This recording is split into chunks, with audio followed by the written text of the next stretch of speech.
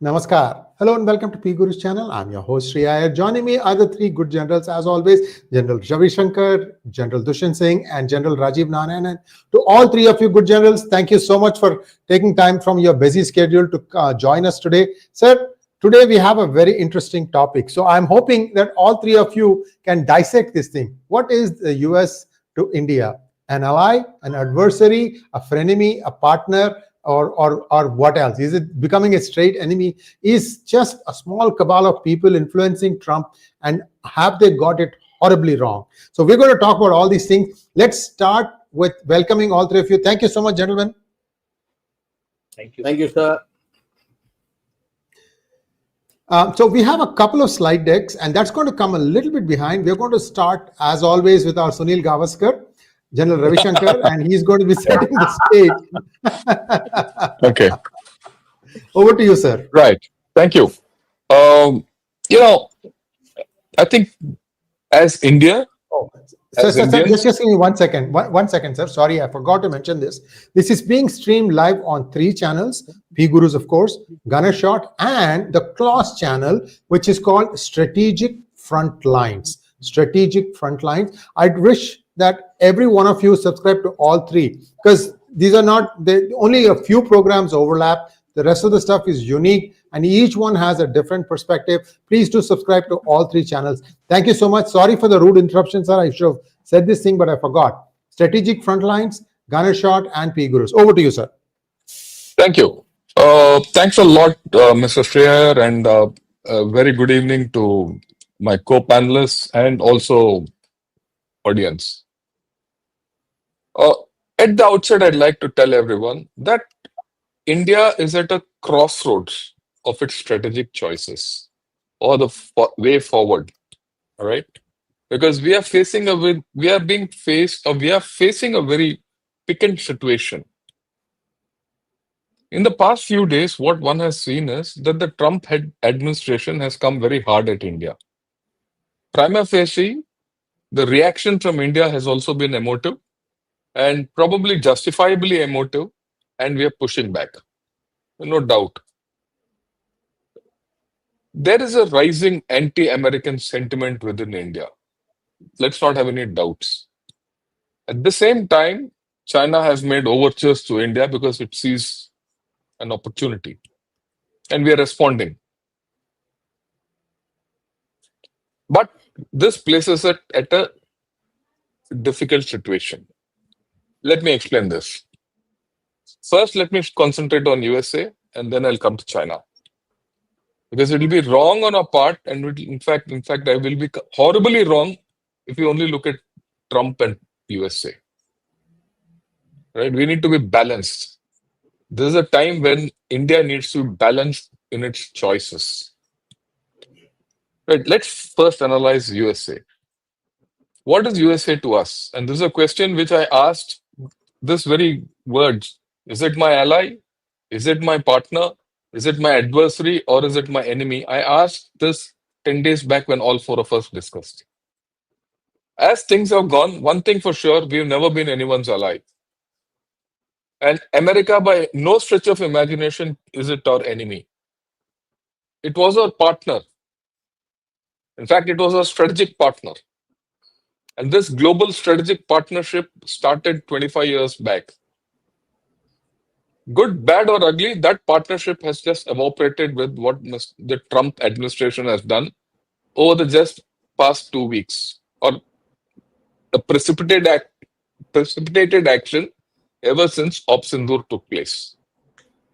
So we are not strategic partners. Are we adversaries?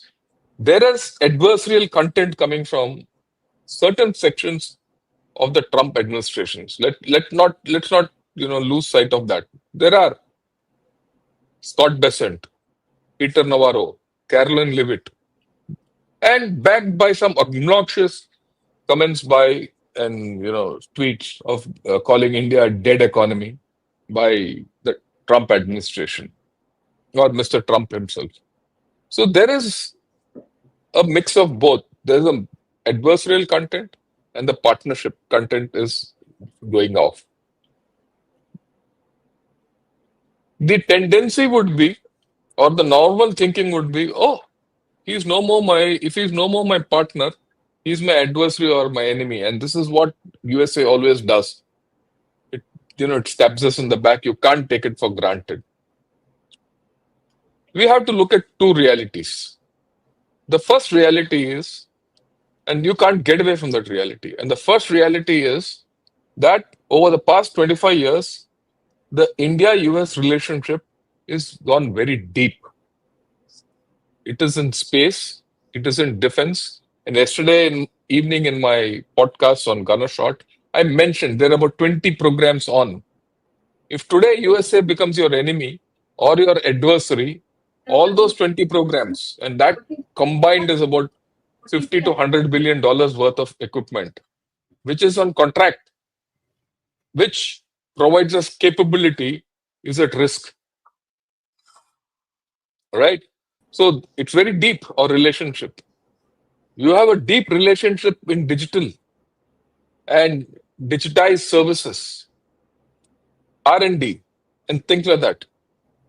Today, a lot of American markets are invested in Indian corporations. There's no going back from that.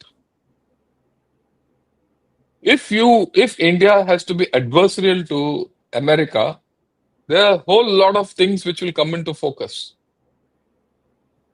So we have to be very careful as to what we are talking of.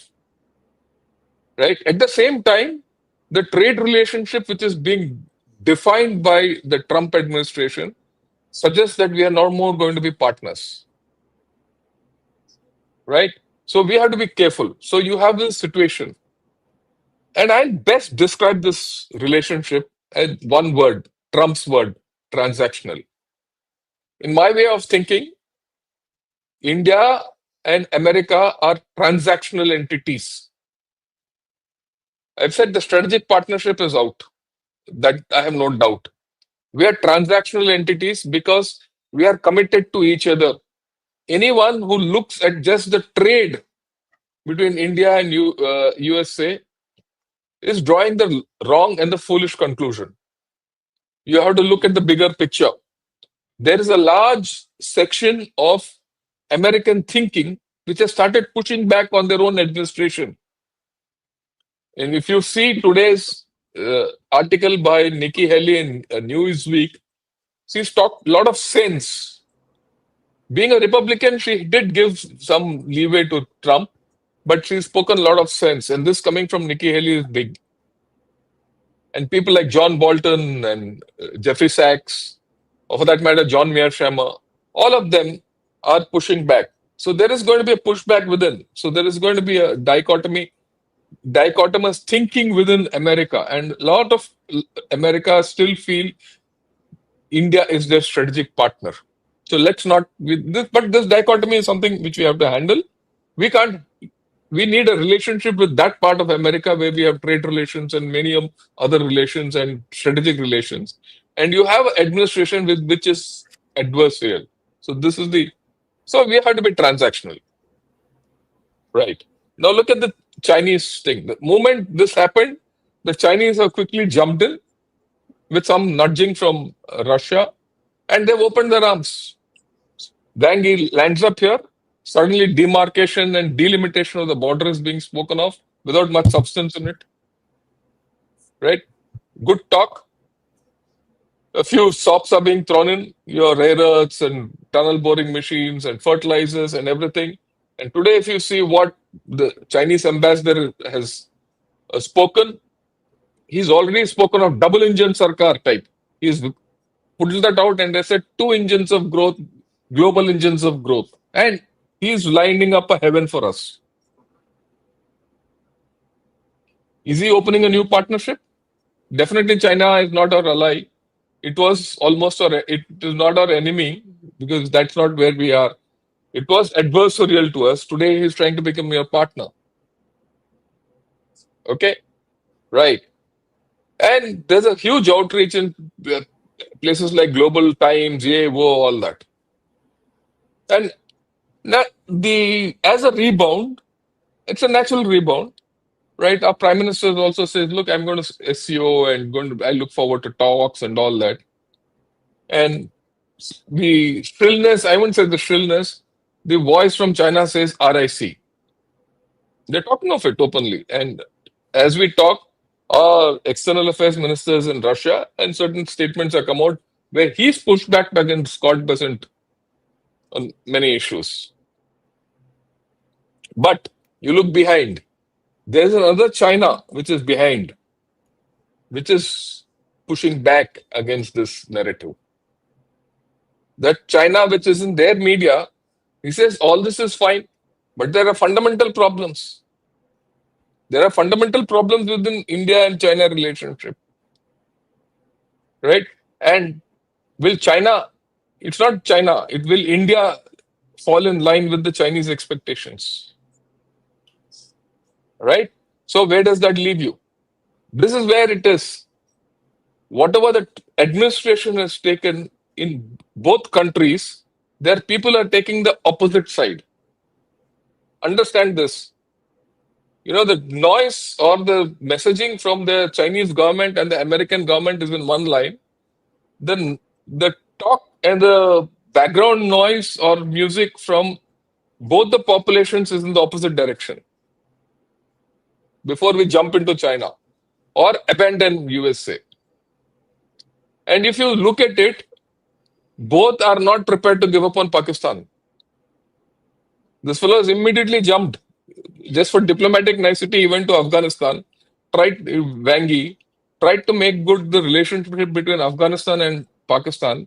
And then today he's in Pakistan trying to see how to expand the CPEC, which is completely against your interests. Okay? And this is where we are. It is just not USA being ally partner strategic thing. I think we are in a bigger issue, right?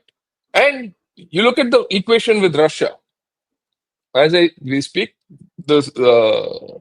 Jaishankar has given out a statement and Lavrov has also spoken something. Things will come out. We've said we'll do trade, all that, but that's also loaded. And that what is loaded in that will come out next week. We'll talk of that. But you look at outside this. This is the core of the situation where we are. Look outside this core of China and India and Russia. The French president has come openly said, look, we have to increase our trade between India and France. The Brazilian president has very clearly said we should talk and they're moving forward because Brazil and India are in the same boat. There is a FTA with the Eurasian, Europe. We have signed a FTA with UK. There are some talks with Europe also, the balance of the West Europe. And our Prime Minister, immediately after the SEO, is going to Japan.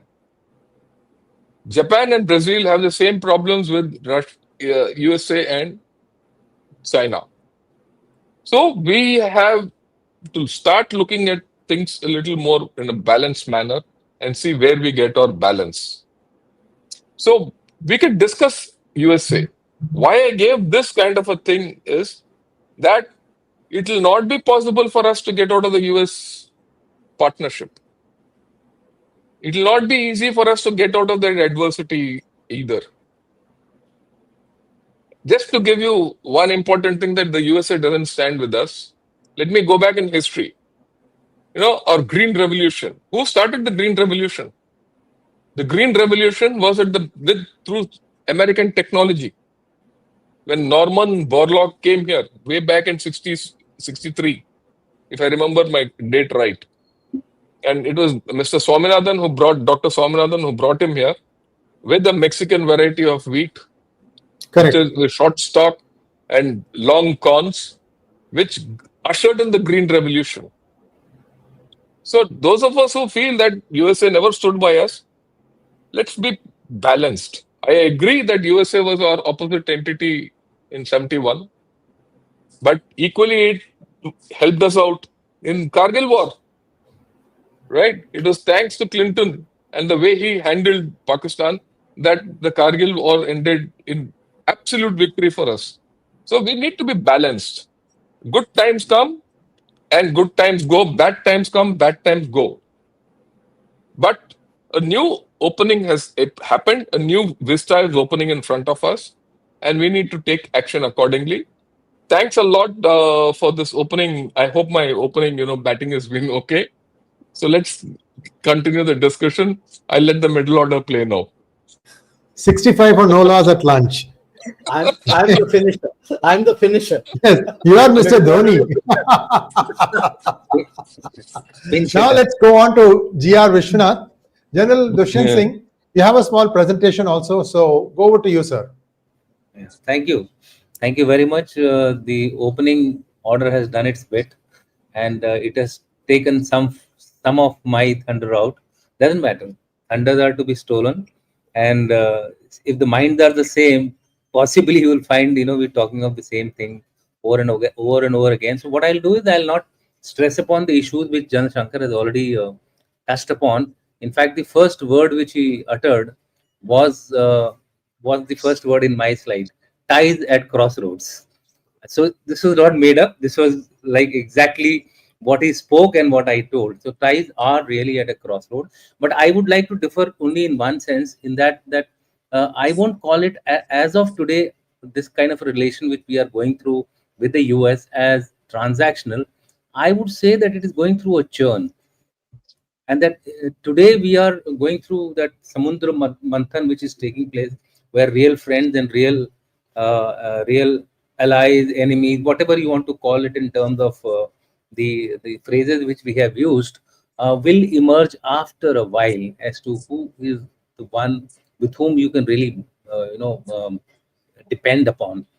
While I understand that in in international relations there are no permanent friends and no permanent enemies, but only permanent interests. But still, there is some amount of, I should say, continuity in India's approach to international relations, which has been strategic autonomy. But to me, it looks like, I think, I may be wrong, that the strategic autonomy seems to be also our problem, in the sense that the world thinks in more or less thinks in the black and white. Either you are with me or you are with the other side. The only people who kind of adjust to us are the Russians, and or earlier the USSR. And if you go and I'll add another factor into this strategic autonomy bit, is the Israelis. They may be doing whatever they are doing, they may be criticized for whatever they are doing, but in respect of India, right from 1962 onwards till date, whether undercover, whether nuanced, or whatever it is, they have been standing up with us. So I think we need to identify our solid backers, and this is the time which we should take, as far as we are concerned, to go ahead and look forward to. Uh, you see, strategic autonomy is being put at some kind of a guillotine because of our purchase of S-400, because of our participation in BRICS, because of RIS. Sorry, it should have been RIC and SCO. Now, amongst all this, in my opinion, I think we also need to develop a positive narrative here, both for the West and the East. Rather than saying non-East, non-West, I would say we are the bridge, and we have to convince this to both the Western Bloc and the Eastern Bloc that look, we are the ones who can control either side, and this is happening in some form or the other. If you look at Prime Minister Modi, even for that Alaska meet, he spoke to both Zelensky as well as President Putin. Definitely, if we don't have any major leverage with Zelensky, we do have some amount of leverage with President Putin. So therefore, I think we need to really propagate our unique position today. I think India is the only one which has this kind of a position. Why aren't we selling it? That's my second point. South Asian dynamics.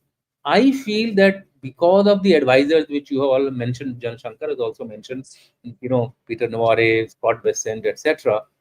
These guys are somehow ill-advising Trump, in the sense that they have totally lost the focus of Indo-Pacific and shifted their entire attention to West Asia and South Asia, just because of one or two factors which have happened, or one or two developments which have happened. So you find that suddenly The US is interested in Bangladesh, it is interested in Myanmar, it is interested in Pakistan, it is interested in containing Afghanistan. So a whole lot of focus is shifted from PACOM commander seems to be absolutely either the personality of the PACOM commander is not a imposing personality, or Kurila before he retired he wanted to create this buzz around South Asia, West Asia, and he kind of succeeded in this particular approach.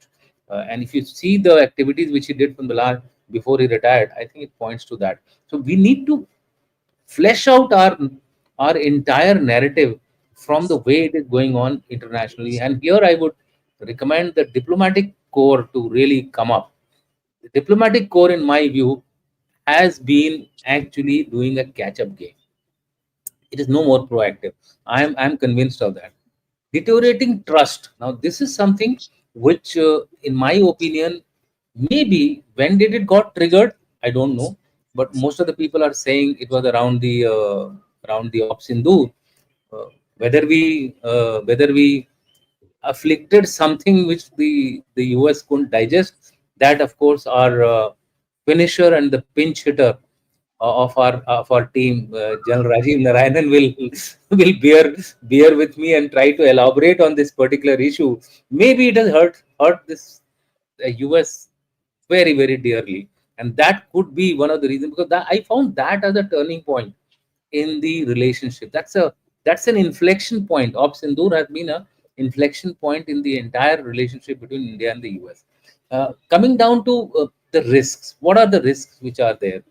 We do understand that sparing China was more of a tactical decision by the Americans, because they are currently dependent on rare earth and minerals, and Trump is kind of, wherever there is some rare earth issue, he comes flocking to that particular place. So maybe as of now he's trying to make India an example and get the others to follow his current onslaught on. Either you are with me, or you and do a trade as per my conditions, or you are not with me. So they found India as the as an entity which can actually which cannot majorly affect America. So maybe that is why America has chosen India to single us out. Time will tell. Last bit is risk. In my opinion, as Jan Shankar had said, the risks for India are heavy in this place. And I'm going to cover this exactly the same issue in the next slide of mine. There are 8 agreements which are continuous, which are currently going on, and they have proved handy to India in some form or the other in our whether it is our capability development, or whether it is assistance during operations. I mean, you can name them. There are so many of them. So I will cover these. The 8 agreements. The first agreement, which was signed in 2002. I mean, again, you have to look at Atal Bihari Vajpayee's foresight also, that probably he thought that we need to have a balance in our international relations. So that was the general security of military information sharing, where we were sharing military intelligence with each other. Then came the LEMOA. Now, LEMOA is Logistics Exchange Memorandum of Agreement, which essentially ensures that both sides can use each other's military bases, but it is non-binding, so it can be suspended anytime at the wish and discretion of the two countries. So here we are in a, whereas GSMOI is a kind of a treaty, so that will hold, but the LEMOA is something which can be suspended. So we should be ready for more of these kind of actions which might take place if we are in a current mode of resisting. I'm not saying we should not resist. We should resist, but we must have the alternatives. It's like a chess game. We have to continue to play our chess game. Comcasa. Now, this arrangement has been quite helpful to us in terms of interoperability, etc. So, this is the next big agreement we had. BECA. Now, BECA, as you all know, came handy to us opposite China a few years back, if all of you know. Sharing of satellite imagery, etc., information, space-related intelligence, which has actually increased our enhancing. It has actually resulted in enhancing the precision and accuracy. What you saw in Op Sindhu, our accuracy of hitting targets, etc., I think we need to give a lot of credit to Beka as well. SOSA, security of supply arrangement, impacted by Atmanirbhar Bharat. Now, what SOSA, the problem with SOSA is that it can be impacted by our drive for Atmanirbhar Bharat. It doesn't mean that we should not push for Atmanirbhar Bharat. This is why I brought this point in here, is that when I interacted with few of these think tanks in the US, they kept on insisting on our doing away with technology transfer, and this would have finally got culminated into some kind of a action point in the White House. And so White House would have said, okay, if that be so, let's go ahead headstrong against the Americans. So while we are right on our point of view that we need to be Atmanirbhar Bharat, so therefore technology transfer is a kind of a non-negotiable strategy as far as we are concerned in terms of procurement of weapons and equipment from the Americans. So this agreement can also be turned around. Memorandum of understanding agreement. This is, I think, most of the people don't know about it. This was a very, very positive arrangement which was made between India and America, where we started posting officers in the various headquarters of the American armed forces. We've got officers in SOCOM, we've got officers in PACOM, we've got officers. So wherever it matters, whether it is Tempa or whether it is Hawaii, I think we were trying to somehow create a ecosystem whereby both the countries would become almost like an equal partner. Now, MEMOA is also non-binding, so it can be at the wish of either country, not only India. It can be US also. Both can withdraw from it. So these are some of the positive steps which possibly will suffer, and hence we need to be prepared for these setbacks. And the last bit is about industrial security NXC. It is a annexure of the General Security of Military Information GSOMI agreement. This agreement also is kind of non-binding, and it is further adding to the sharing of intelligence, sharing of information, etc. If you look at it, in the end, I forgot there was one more issue, and that was about, and that got hidden by the slides length, and that is about the industrial. No, go to the previous one.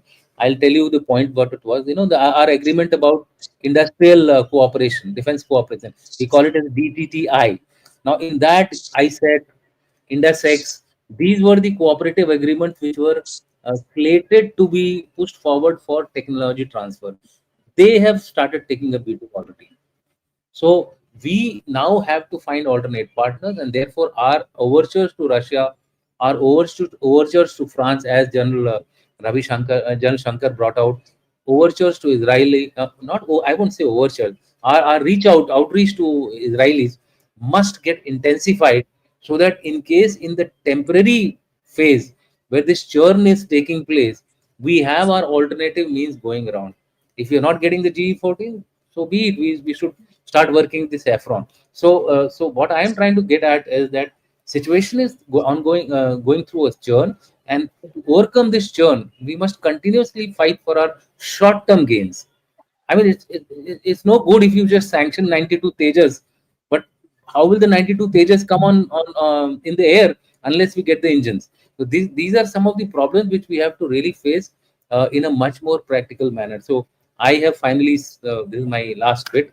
We need to have a responsible approach, mature and firm response to Trump, not stoop down to the US level, Scott Bessent and Peter Navarre, etc. We need to exploit the other voices which are there. And it is here that I would like to sincerely request the government of India to start having a strong lobby or lobby operations in the US. You just compare Pakistan and India. There's a colossal difference, 20 million to 600 million. Country which can't even buy its food or look after its people is spending $600 million on lobbying, and we are just spending about 20 million. I think we need to increase our voices. These will uh, become beneficial to us in the long term. While P gurus and people like us are trying to lobby, but our lobbies are not going to the right place. Leveraging ongoing relations with China against the US. I'm not saying that we should go lock, stock, barrel at China, but let's put the pressure. Let's put the counter pressure on the US.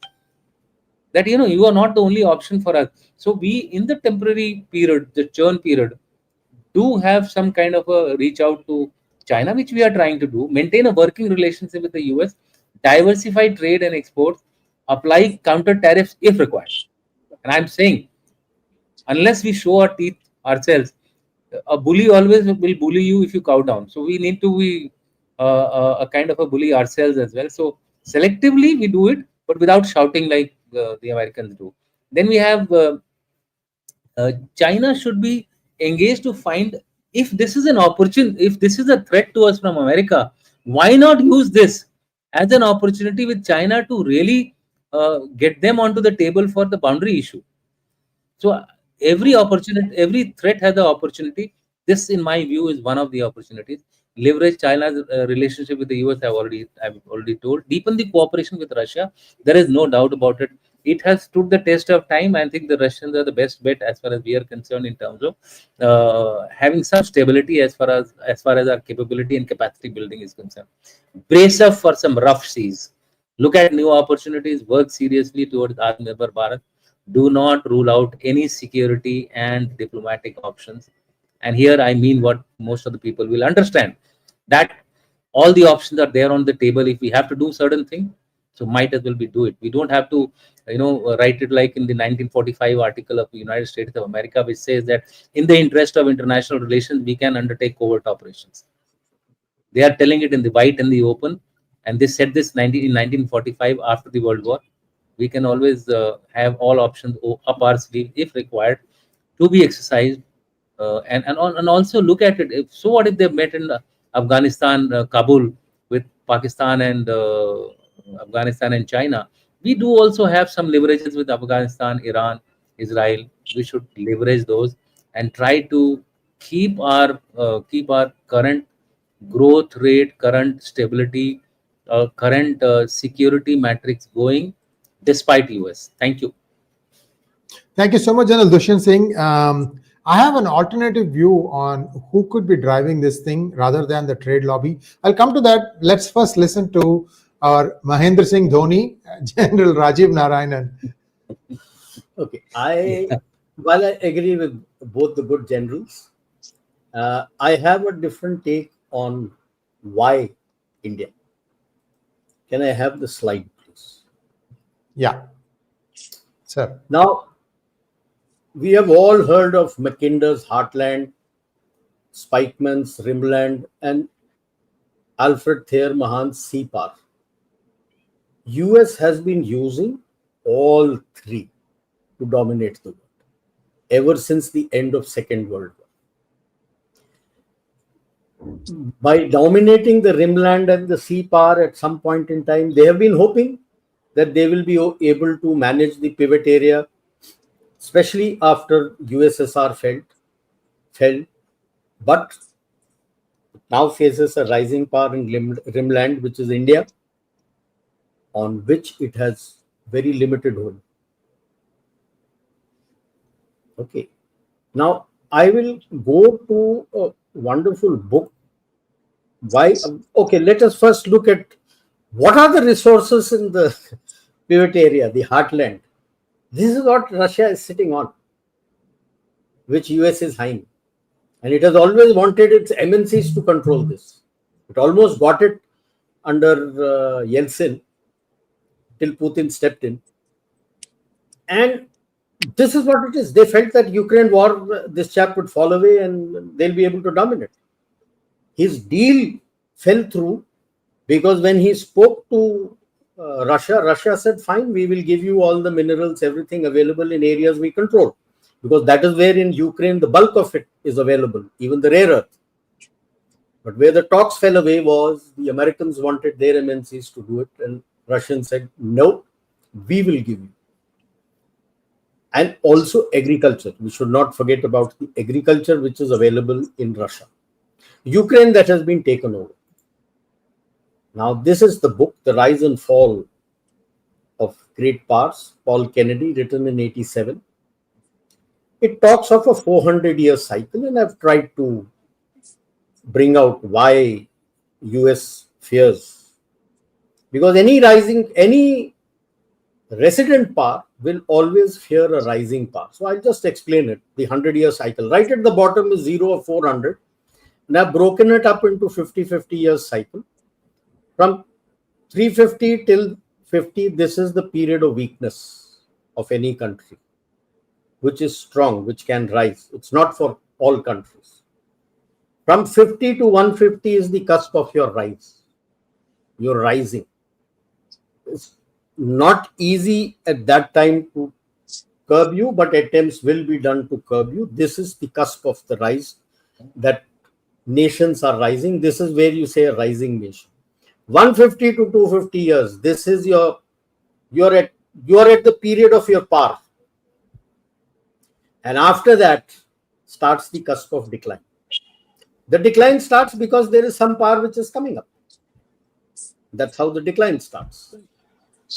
And the decline starts because the people who have generations who have worked through this to bring you up, the others have coasted and the decline commences. They don't understand what all it entails, how much sacrifice it entails. Fear of body bags in US. All this was not achieved without body bags. The US didn't achieve all this without body bags. Now when you have a fear of body bags, that is where your cusp of decline starts. And then you come to the period of weakness. So why do you fear? On this I have superimposed. US is here, right at the cusp of decline. And we can see it. Where is Bharat? You are in the middle of the cusp of the rise, somewhere in the middle. 77th year or 79th year of independence, 78th anniversary. Western Europe is well in decline. Even today, when you say G7, when it was made, that was the 7 top economies. Today, China and India, which are in the top 7 economy, are not part of G7. What do Italy or others contribute in G7? And what do they bring to the table? PRC was also on the cusp of rise. But due to poor policies, it can slip into the lower curve. That's where the struggle is. Why he is reaching out to you to get your market to be able to help himself. Russia is at the lower end, coming into the cusp of rise. But because of the vast resources he enjoys, he punches high. Nothing else. It is the phenomenal amount of oil, energy and resources that he has, he punches that high. And it is in this backdrop that it is not China which is slipping, it is Bharat, India which is rising, that US is directly targeting. In fact, Caroline, the PES secretary, she didn't talk as India has been tariffed. She openly stated India has been sanctioned. We are sanctioning India is her statement. That's right. Okay. So Thucydides' trap was there when they would fight. US doesn't want body bags. So it's a geo-economic. Now the tariff war. I would like people to read Heritage report or a study which was done, published in 2023, Project 25. It was for a unitary type of command, clearly telling that the people in your team should not be selected on merit, but should be selected on loyalty to you. That's what Trump is doing. And it was for Trump. It's a Republican project. Heritage is a Republican Party thing. In that, in foreign policy, Mr. Navarro, I will just quote him what he says. He calls a fair trade policy of reciprocal higher tariffs on the European Union, China and India to achieve a balance of trade. Understand the tariff war? It's written there. This is not what Trump is doing. This is what the Heritage think tank has written and told. And most of the things that he has been doing is, I'm not telling that he's exactly following it, but he's following most of it. See, there is the contrarian view also. Kent Lassman of the competitive enterprise, he says no, you can't do it because of dependency. So a free trade policy of lowering and eliminating tariffs to cut costs for US consumers is in the best interest. So there is an alternate voice there, but that has not been listened to by Trump. Okay, so there much more for internal and their banks. When we talk about he's suddenly coming up and talking of stablecoin, this project tells connecting the dollar back to the gold. So there is a lot of study which the Republican think tank has done, from which he has taken the page and tried to do it. Now, I will just mention why Russia does not trust PRC. Now, this I had also discussed earlier in P Guru's channel. They are very clear. They have made out a plan if Russia loses the Ukraine war and if Putin goes. First is they will give full support. This is the reverse now. The Russian Communist Party Soviet Communist Party was the one who established the Chinese Communist Party in 27. Now, 21 rather. Now the reverse. They will support the Communist Party to gain full control of, they will control Russia thereafter. Heartland, the pivot area. So that the West doesn't come in. And in case there is a pro-Western government in Moscow, they will break Russia away, that Asian part of Russia, bring their Communist Party of Russia will be weaned away from there, brought there, and made as an independent country called Eastern Russia, controlled by China. And Siberia and the Arctic, most of it will get controlled by them. And that's where a whole lot of minerals lie. They have been spoken to. They have not taken this out, but this report is there at the highest level in the Communist Party of China. So that is one of the reasons why Russia does not trust China, and it is transactional. And we should also not trust. People have spoken. Just look at that. Comes out and says the border issue is solved. Where is it solved? It's still there. If it was solved, why did you come for talks? So we have to be very careful of the dragon. My look at it that US faced two options. Partner with a revisionist India, it slows down its decline. And from 2000, they have been doing it. Partnering with you, going ahead with you. Look at all the agreements that he flashed, and General Shankar has, those 20 agreements. These are part of this 25 years of engagement and partnering with India. Reason being, yes, understand that they can delay the decline, but even if you revise the institutions with bringing in India, those institutions will sustain for the 21st century. And they are very clear that they want to curb the rise of a revanchist China, because China is going to change all the institutions. Russian relations is where the problem is. Control of resources versus partnering it. And they have gone to fighting for control of resources. Now, this was followed till Trump 2.0. Bipartisan. Yes, some followed more, some followed less, but bipartisan, this is what has been followed. Now, look at option 2, which is the fallout of the Project 25. Curb the rise of both Bharat and China, tariff trade war, force allies to secure its economy, the tariffs on their allies, trade war on their allies, create chaos in the rimland to get governments that will abide by it. Most places has got, is not getting it in India. Pakistan to just change tack, jumped from China, and yes sir, 3 bags full. Relations with Russia has been the same. It is being followed by Trump 2.0, but the results don't look happy for USA. So what?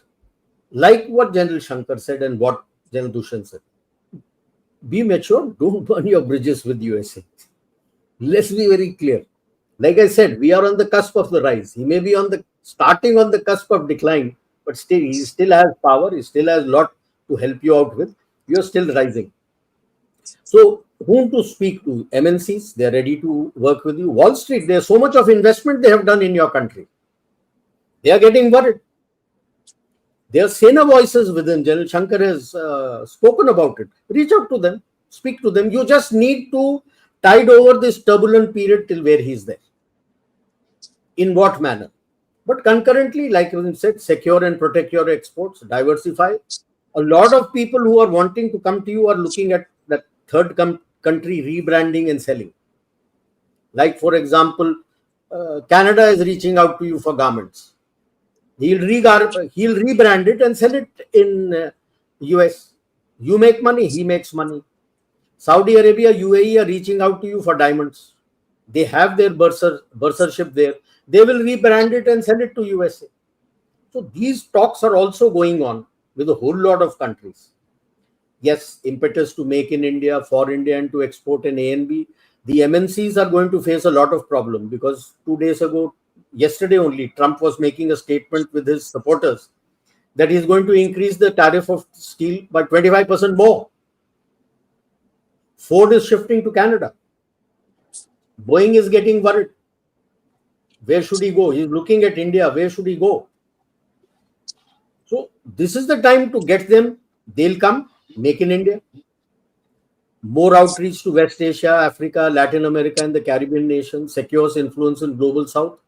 Should we look at expansion of BRIC and go ahead with it? But the first point which I have said, don't burn your bridges with US just because of one man and a small group of his who are doing this. They are not looking at the saner points that have been given in Project 25. They have gone for the aggressive points that have been given in Project 25. A balance has not been maintained. Who to go aggressive against and who to be balanced with, that has not been done. So we should not get carried away by what Mr. Trump is doing or his small team is doing. Don't burn your bridges. That is what I would say. Thank you so much, General Rajiv. I have a couple of things to add to our conversation here. The first one is, if you go back and look at around 1999-2000 period, why did Boris Yeltsin choose Putin? He chose Putin because Putin was not a communist and he was not aligned with the West either. So he said, I'm going to make you the successor, and always remember Russia is your primary interest. And I think Putin has really consolidated the Russia. And I think there is also a dividend that goes to all the populace now from the oil riches. So the population itself has, it's like a rising tide lifts all the boats. The population feels like they have had a good time in at least the last decade or so under Putin. And I'd love to hear from somebody from Crimea, because they are now 10 years under Russia, how their life has changed because they have been annexed by Russia. They have been annexed by Russia. So that's one point I wanted. Within Russia, just to interrupt you, within Russia at the moment, Putin's acceptancy as the president is at 83%. Yes, very true. That's very true. That's his popularity. And the second viewpoint on what could be really getting Trump's goat. So, generals, we know that there were 3 areas that were very, very nuclear sensitive. And let's say that United States did not put boots on the ground. But then what would they have done? They would have put PMCs, private military contractors. Let's assume for a moment that there were private military contractors and all these 3 sites. Assume that, to have even a basic thing going, you're going to have 10 people minimum. So if you take a look at it and you do the math from that, at least 30 people perished from these 3 strikes. And that would have got the alarm bells ringing for that general. I don't know, he just retired recently. And I believe that he is the one who lit the fuse under Pete Hegseth, because Pete Hegseth is the defense secretary. And they thought that, US doesn't sell its state-of-the-art arms equipment to other countries. It only gives like 1 rev, 2 revs behind, like what they did to Ukraine. Now that part, that sales, what you can call as it's like malai, because you don't have to do much, but you can get rid of all your old equipment, and then you can use that money to buy new. So that part is under real risk because of the way Opsandhu demonstrated India's prowess. So this could be also one main reason. So these conflicting views are coming. Who is really doing what? Be that as it may, these are the two things that we have. Now I'd request the three generals to do conclusion, and then we can go to questions. We are reaching about 20 questions. That would take even 1 minute per question, about 20 to 25 minutes. So conclusion, 2 minutes for each person. General Ravi Shankar.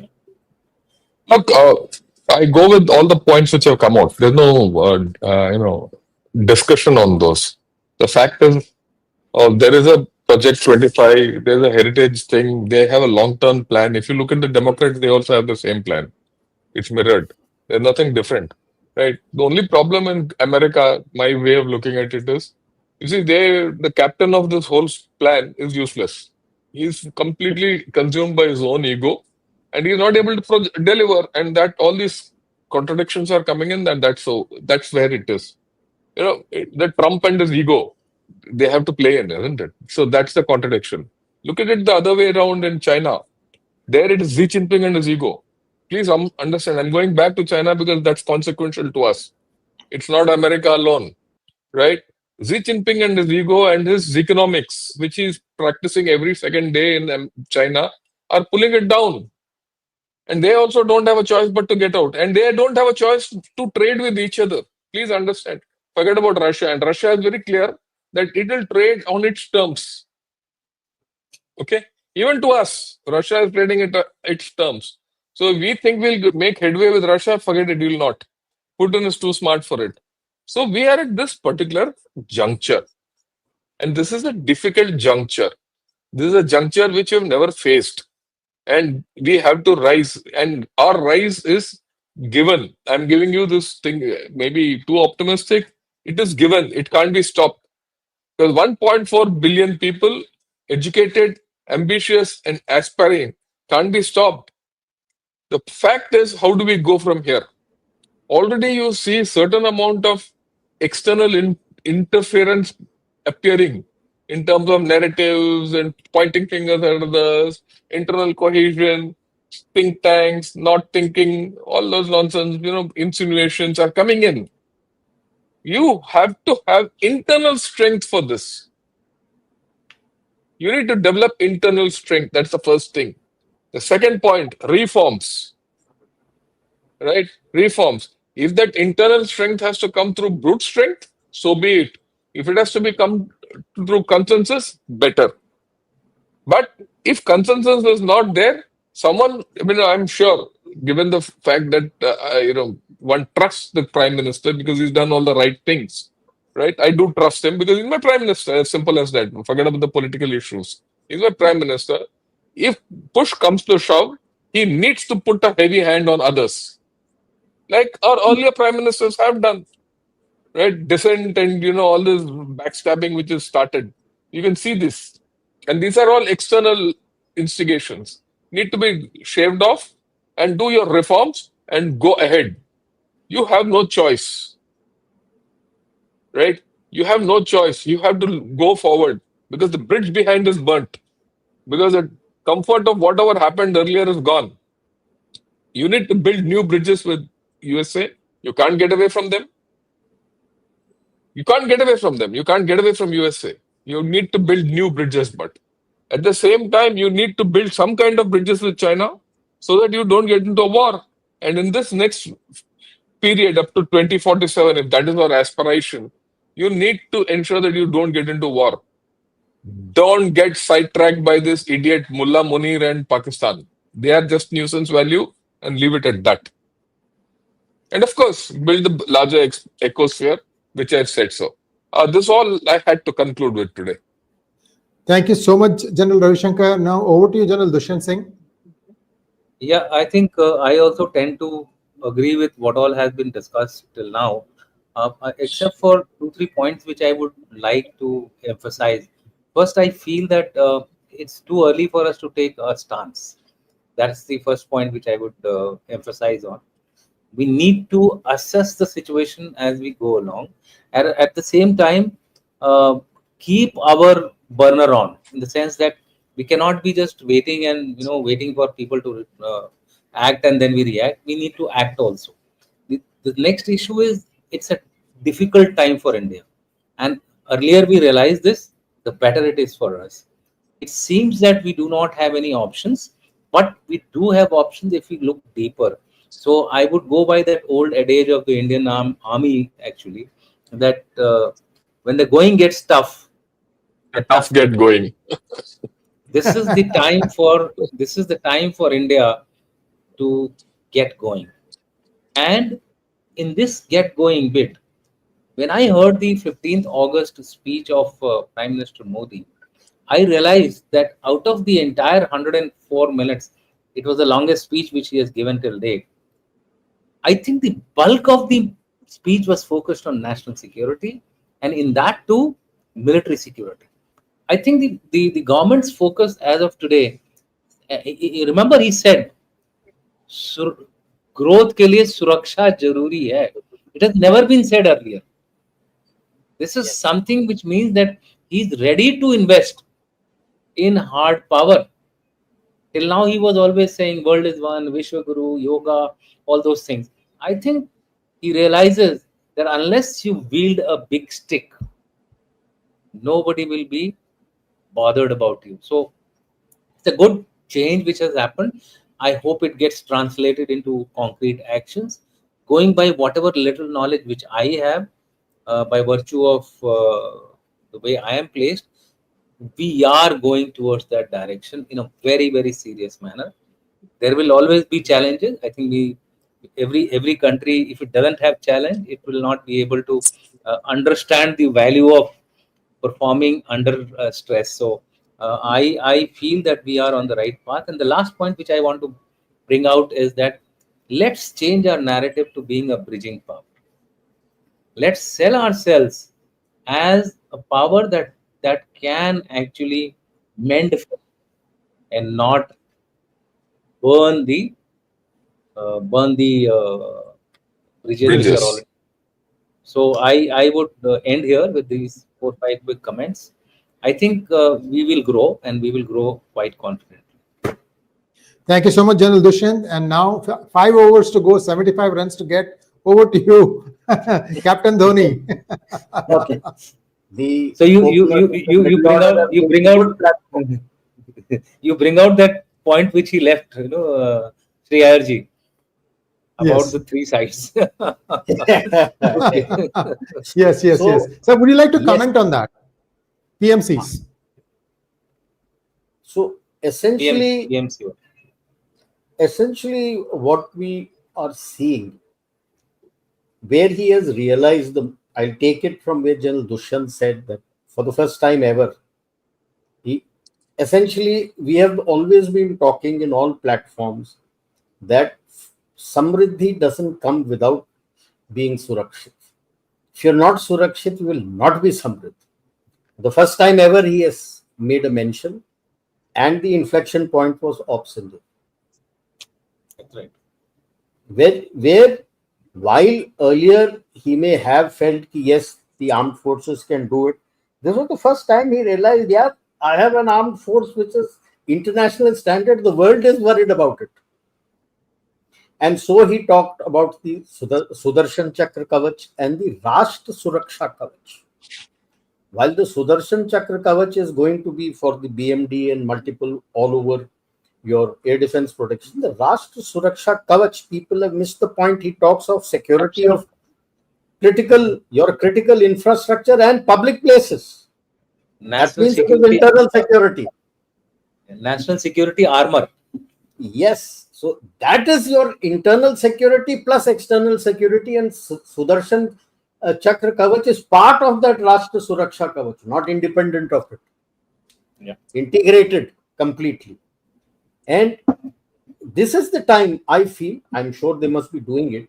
We have for a number of years now. It started when?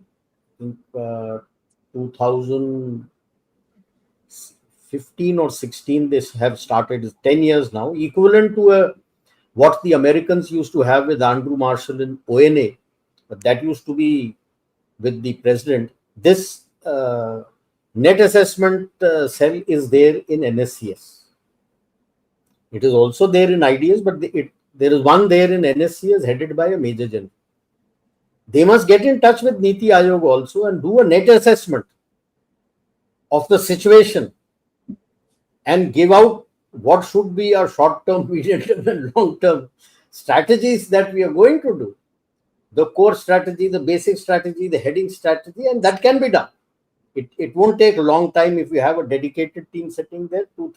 Within 2-3 months, they'll give you, even as you are trying to tide over by creating all the funds and helping out the people and talking to the countries to take it forward for the next 10-15 years, what you want to do. Mid-term, short-term, medium-term, long-term, I think that should be done. And as it is, all the relationships are turning more and more transactional today.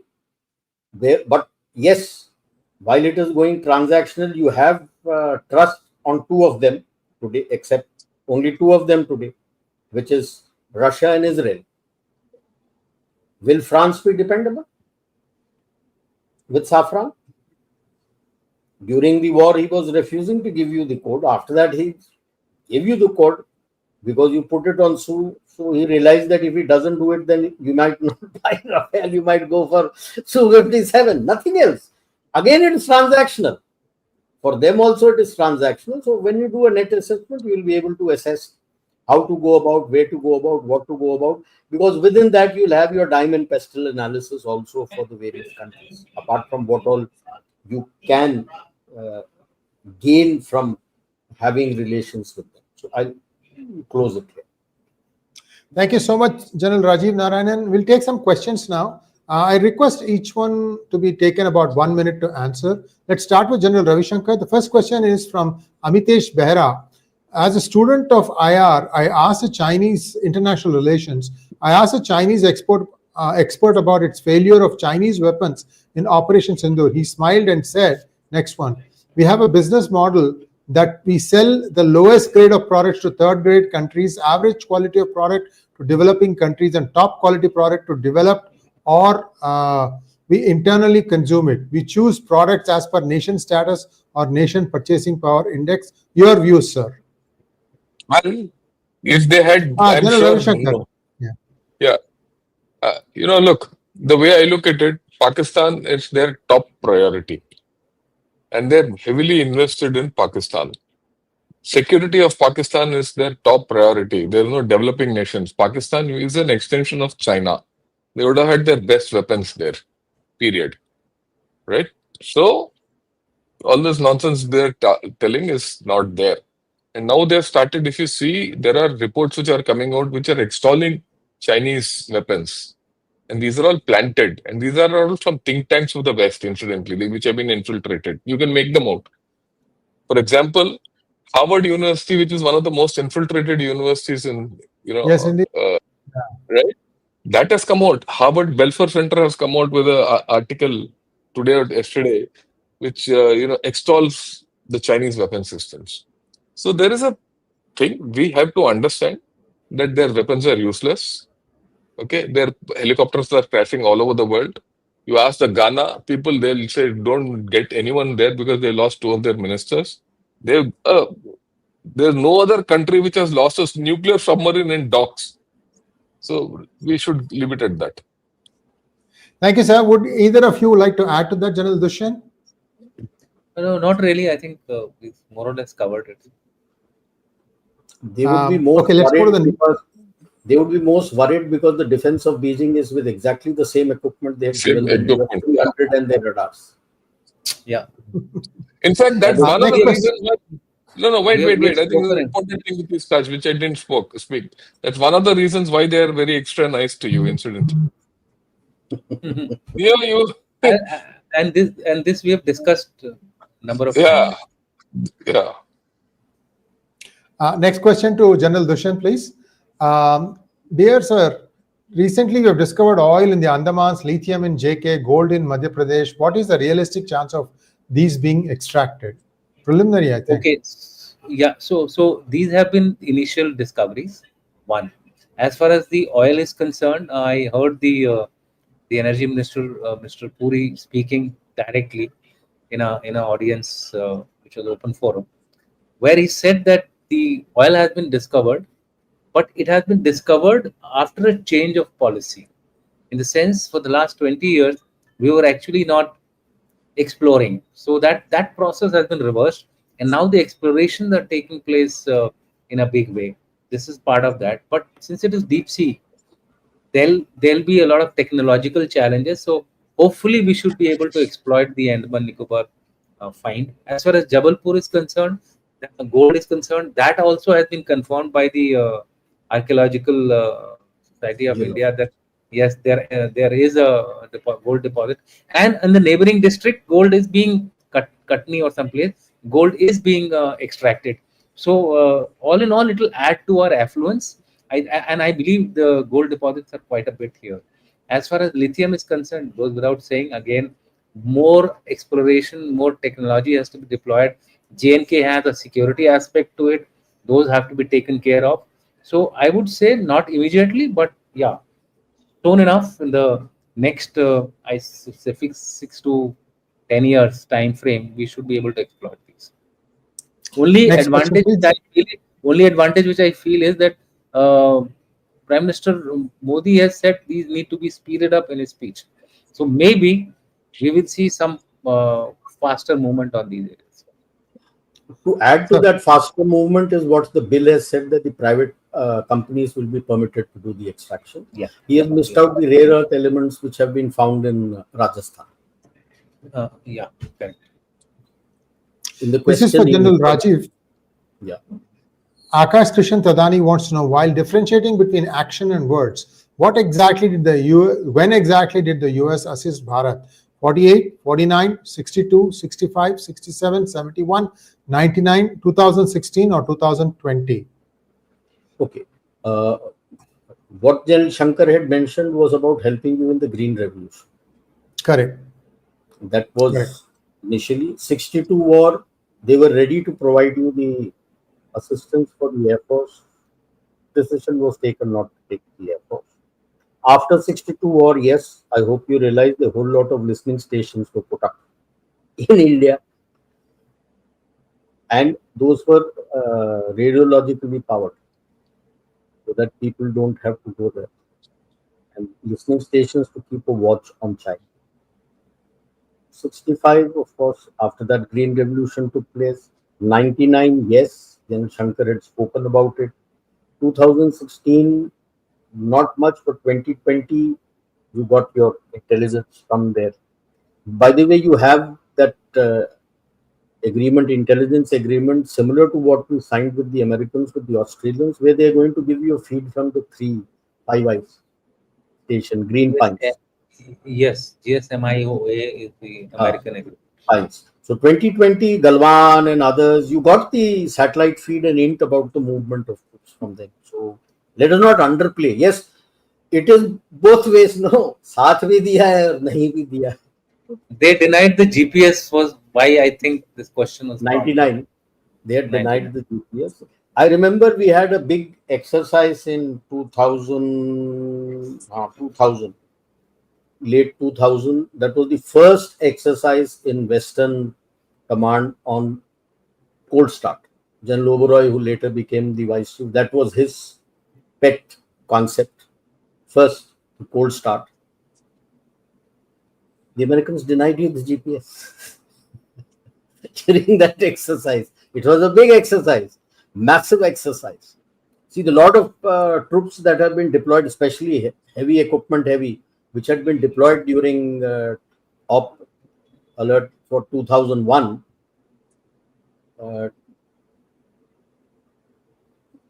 Yeah, no, not 2001. 2000, whole lot of equipment during Op Vijay had been deployed, resources all along the border. So when you came down, the equipment was still there. So quite a lot of troops that were participating with the exercise, what with 100% heavy equipment, not 1/3 as was the policy earlier. So, chit bhi hai, pat bhi hai. That's the way it is. Next question, General Ravi Shankar. Mohan wants to know, we should have one person from the US government for such a discussion. Your comment. Well, I don't have a comment. I don't think we should have anyone from the US government at this point of time. I think so too. I think, see, somehow we still have this inclination that if somebody from the West speaks, that has to be right. That those days are long gone. In fact, I don't think, I mean, looking back, whether any time there was any, truth spoken, it was only by accident. On purpose, there was always some kind of twist and bias in it. And it takes us a long time to realize it, but that's what it is. Viewers, P Gurus is consciously making an effort to have experts who can, perhaps even go beyond some of the comments that are provided by the so-called Western experts. I think we should be proud that there are so many of us now coming as guests on P Gurus, and that has really widened the outlook, and you get to understand the perspectives much better. I think this is not the place where I will have US voices on the channel. Do listen in. We have a lot of people coming on channel from the United States also, but that's a separate thing, not to get. This is Look, not Republic TV. This is not. Yeah, I agree with you. This is not this is not the normal TV debate, nor is this to justify or not justify our viewpoints. This panel and this, what we are seeing today is basically to chart a way forward for India based on Indian policies which are existent and based on Indian realities. The American is not going to come and tell you what Mr. Modi should do. That's the last word we should listen to. That's it. Thank you, sir. Next question, please. This is for General Dushyant. Yash Kid, KHD, thank you so much. Tappu is not stopping here. I think Trump, he will force EU, UK to stop free trade agreement with us on the name of Russian oil to strive us from exports, to starve us from exports. We need to learn to take pressure. Sir. I agree with him, and thanks for a new name, Pappu to Tappu. So that's fine. That's fine with us. And this is what we are telling. It's tough time, and when the going gets tough, the tough get going. So it's time for us to get going. I agree with this particular. I would only say that the Europeans are not biting the bullet. America, US. They have put some sanctions. Yeah. No, EU has put it. Nayara, but they had to back out. They had to back out. They had to back out. That much of push. Some people are saying that Nayara was a trial run, and they are likely to. No. Because when they did it with Nayara, the European country, Union got after them. The countries, 27 countries got after them. That who gave you the authority? It is impacting our economy. You are nobody to take any decisions to impact our economy. So even the treaties that she has signed, they have dumped it into the dustbin and said it's useless. We are not going to. EU is not a monolith. EU is not a monolith. Yeah, and EU, you can do bilateral relations in the EU Commission. Yeah, EU, yeah. And the second point is that there's a pushback from the European countries against that European Commission, who say, yeah, you are all not elected people, you are appointed. We are elected representatives, we need to decide what is good for our people. So let's not the parliaments have to pass. Yeah. This next question is also to General Dushyant because it's explicitly addressed at you, sir. Why do you think USA allowed Muni to visit Diego Garcia, and how does his visit to Diego Garcia impact India? Well, I think this is all optics which was played along just to send some strategic signaling. Anybody who's allowed to visit in a US facility is taken through a very controlled route. I have been to a number of them. You're not allowed to go everywhere and anywhere. So in my opinion, and also you must understand the fact that the Pak military has developed a very good long-standing relationship with the American military. and it starts right from the time they are still under that IMET program. IMET program is most all the army, Pak armed forces officers are fully paid for their accommodation, salary, everything is given by the Americans. As far as Pakistan is concerned, as far as India is concerned, India foots its bill, and rightly so. We don't want to be now dependent on US to take their take a begging bowl there and tell us that we want to like, for example, the officers whom we are sending now to various these headquarters of theirs, India is paying for it, not the Americans. So let's be proud of our heritage. This is, in my view, it's more of an optics. So the Unless issue is somebody has he may something to not add. know. He may not know. I'll just add. Diego Garcia is just a victualling base. Yeah, that's It's what not a military base. It's just a logistic base for ships transiting from the Pacific across to the Atlantic and back. That's all it is. Next question. This is for you, General Rajiv. Yash Kid, thank you so much. Maybe Munir asked for regime change in return for Balochistan private deal. Tariff is just a tool to create civil unrest and change the government. See, the tariff doesn't impact our people. It impacts a small segment like the garment is there, your diamond industry is there. It impacts just that. The bulk of the people, it doesn't affect it. It impacts the American people. So these narratives will come of wanting a regime change in India. They have been trying it for long. This is not the first time. It's been going on for long. Yeah, read my book. They have done it 3 times in the past, so it's very common. So toolkit is there. Balochistan, how is America going to give him Balochistan when America is not going to put his boots and Pak army is refusing to fight there? How the hell is America going to do it? Yeah, let's be a bit clear on what is going on ground in Balochistan. Panisami Rasiappan wants to know, this is General Ravi Shankar. Does the US judicial system have the power to stop Trump in his tariff attempts? I don't think so. He's going to power his way through. That's, I would like to differ in the sense that it has now reached the Supreme Court, because he doesn't have the power to declare a national emergency as per the US Constitution. That's all. That is Congress has to declare, but he's been signing tariffs. The problem which he faces is he's been in the executive order. He's declaring in the first sentence a national economic crisis and then putting the tariff. That is the error that he has done, for which people had gone to court. The international court, which is or US for international economy, the court which is there, that has declared it that he has unauthorized what he has done. So it's gone to the Supreme Court at the moment, where it stays. That is where it is. But the Supreme Court on its own has refused to stay the tariffs, by the way. So it will take its time. It will take its own time. So let us not get carried away. The Supreme Court हमारी मदद के लिए आ जाएगा. Their Supreme Court also functions like our Supreme Court. This is for General Dushyant. Yash, thank you again. I dig deeper and learned that thing always works for Tappu is private dealing with Tappu. Alaska meeting was more about it, sold as peace talk to media. I really don't have to add anything. It was all about pomp and show.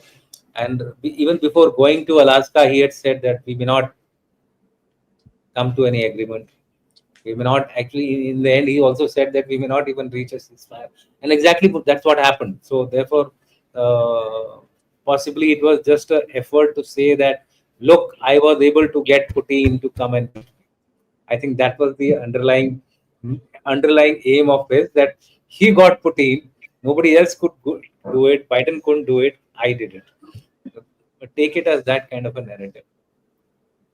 General Even Rajiv, now, this is for you. Even the bilateral now is under a cloud. Bilateral between Putin and Zelensky. It still holds, because actually Americans are doing to the people are fighting over the venue, etc. Why I'm saying that? It is coming under the Europeans are suggesting something. So whether Putin will agree to those suggestions, we don't know. Geneva, for example, they're suggesting Geneva. जहाँ पे international court of justice है वहीं जाके पकड़ोगे. Lavrov has come out very clear that there is no Article 5 type protection for them, and anything that you do, whatever you're going to do for that security thing, Russia reserves the right for veto. Yeah. So this is sir, I will just take it. I've read it. Sajid, these minerals have been sold for donkey's years. Nobody has been able to take it out. There are two mines there. One is that Recodic. Recodic, and there is one more. S-se hai. Sui. Sui is gas. Sui is gas. Sui is gas field. Sui gas field नहीं. Mineral का एक और है mines. Sandak mine ऐसी कुछ नाम है. Sandak mine. Sandak. He first tried to take it out himself, couldn't do it. Sold it to the Chinese. They have not been able to do anything. Now he's selling that to the Americans. Chinese at least put boots on ground, forced Pakistan to put some boots on ground. That frontier corps is refusing to fight. He expects that the Americans are going to put boots on ground and take it out. Please remember, my understanding is America is doing to Pakistan what Pakistan did to the US troops and ISAF in Afghanistan for 20 years. And funding through Taliban coming to TTP and BLA. CIA doesn't give directly to them at all. They have the degree of deniability. Like CIA, what was happening? CIA was giving the funding to the Pakistanis, and the Pakistanis were giving to the various people. So here it is going to Taliban, and Taliban is giving to TTP and BLA, and it's going hunky-dory. The map still hold good. You just look at Pakistan. He has no control on Balochistan. He has no control on KP. KP has been a bone of contention, by the way, ever since independence. It is not a bone of contention today. Even then, Afghanistan had said we want KP as a separate Pakhtunistan. If it is not agreeable to them that they wanted KP to be part of them as far back as that, and they have not agreed to the Durand line. So that stands. So it is not something which has started new. Dates back to 1947. And virtually ho chuka hai yaar. KP has its own government. This is for you, General Rajiv, again. Sajid Kumar, thank you so much. If you were in charge of Pakistan, what would you do to counter the BrahMos? Yeah, why do you want me to be in charge of Pakistan? I don't want to be in charge of Pakistan at all. I'm very happy where he wants to make him a red teamer, you know.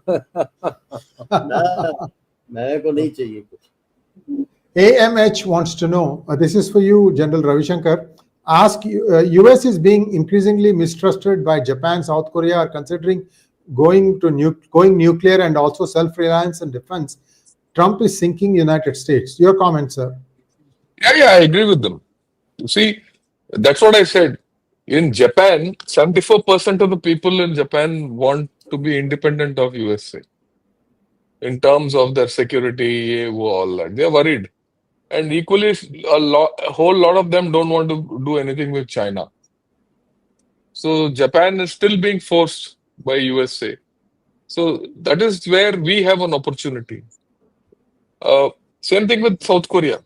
So we have opportunity. These are the areas of opportunity for us. So to add to what he said, Japan has said for the garments, they are ready to take as much garments as we are going to give them. They import 23 billion. Our export to them is only 1%, 23 million. They said you want to increase it to as much, we are ready to accommodate.